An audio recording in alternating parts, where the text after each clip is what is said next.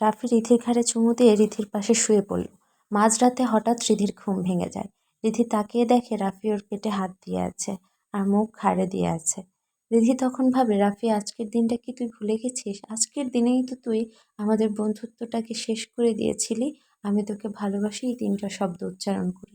আমার উপর এখন তোর সম্পূর্ণ অধিকার আছে, কিন্তু আমি তোকে সে অধিকার দিতে পারছি না।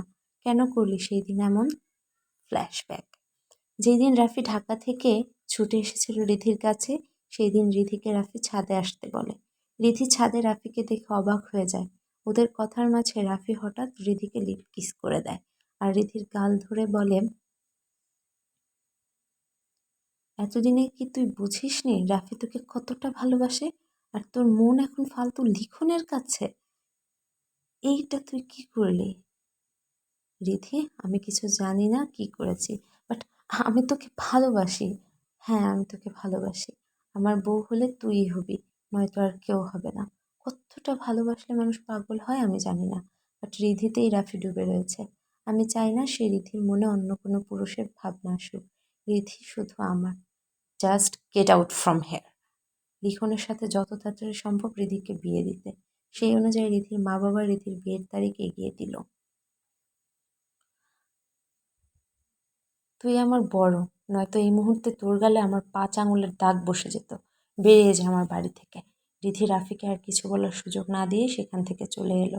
রিধি বাসায় এসে তার মা বাবাকে বলল, আর রাফি সেখানে দাঁড়িয়ে দাঁড়িয়ে কাঁদছে। ভীষণ ব্যথা হচ্ছে রাফির বুকে। সব কিছু এলোমেলো হয়ে যাচ্ছে। তার কিছুদিন পরেই রাফির মা বাবা রোড অ্যাক্সিডেন্টে মারা যায়। রাফি সম্পূর্ণ নিঃস্ব হয়ে পড়ে। রাফিকে সান্ত্বনা দেওয়ার মতো কেউ নেই এখন।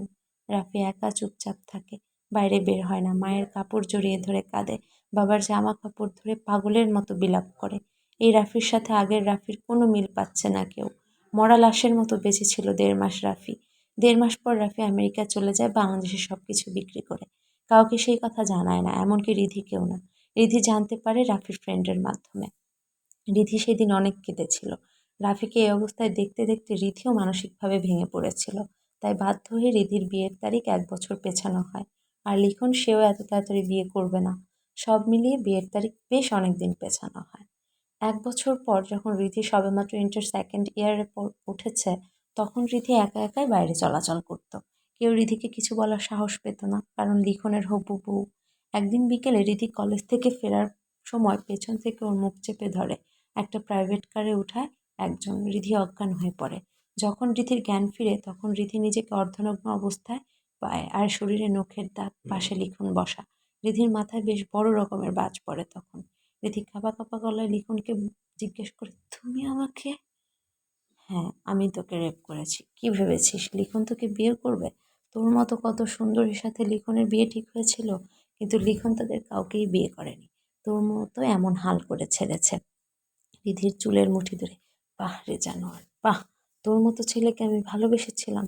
আমার সম্মান, আমার সতীত্ব সব এইভাবে শেষ করে দিলি তুই। কেন, তোর রাফি কিছু করে নাই? জানোয়ার, চুপ কর। ওই মুখে তুই ওর নাম নিবি না। এরপর রিধি সেই অবস্থাতেই বাসায় চলে আসলো।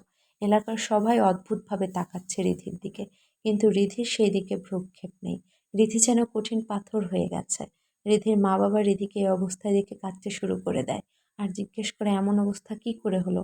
রিধিও কিছু না বলেই ঘরের দরজা লাগিয়ে দেয়। কাশফি এসে দরজা খোলায় রিধিকে দিয়ে। রিধি চোখ মুখ মরিচের মতো করে ফেলেছে। এরপর কাশফিকে জড়িয়ে ধরে হাউমাউ করে কাঁদতে কাঁদতে সব বলল রিধি।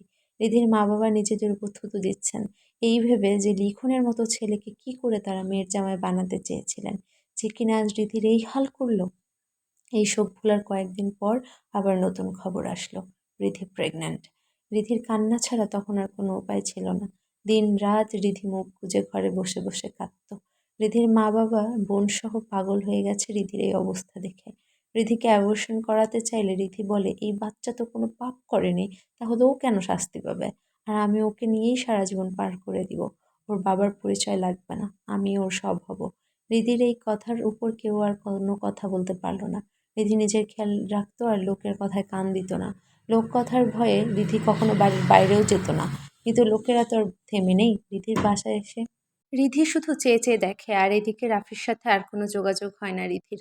রাফিকে মনে করেই রিধি বুক ভাসায়। একদিন হঠাৎ করে রাফি বাংলাদেশে আসে, অর্থাৎ রিধি আর রাফির বিয়ের দিন। এরপরের কথা তো আপনারা জানেনই। এসব ভাবতে ভাবতে রিধির চোখের পানি গিয়ে রাফির চোখের উপর পড়ে। রাফি জেগে যায়, উঠে দেখে রিধি কাঁদছে আর রাফির দিকে এক মনে তাকিয়ে আছে।